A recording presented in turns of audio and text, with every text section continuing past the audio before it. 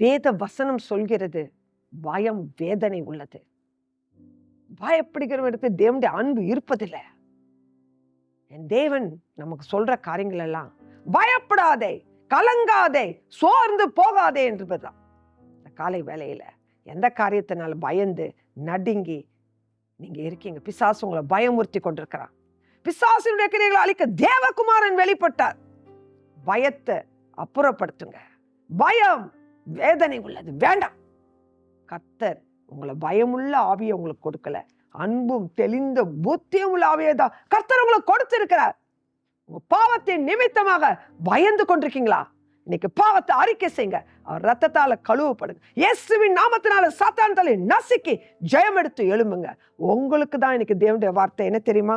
ஏசாயா 43வது அதிகாரம் 5வது வசனம், பயப்படாதே, நான் உன்னோட இருக்கிறேன். இதை புரிந்து கொள்ளுங்க. கர்த்தர் உங்களோடு இருக்கிறார். அப்போ பயம் இருக்கக்கூடாது. பயத்தை புறம்ப தள்ளுங்க. கர்த்தருடைய கிருபைக்குள்ள வாங்க. பரிசுத்தமாக வாழ ஒப்பு கொடுங்க. கர்த்தர் உங்களை சமாதானத்தோடு வாழ செய்வார். இந்த நாள் உங்களுக்கு ஆசீர்வாதமாக இருப்பதாக. கர்த்தருடைய கரம் உங்களோடு இருந்து உங்களை வழி நடத்துவதாக. ஆமென்.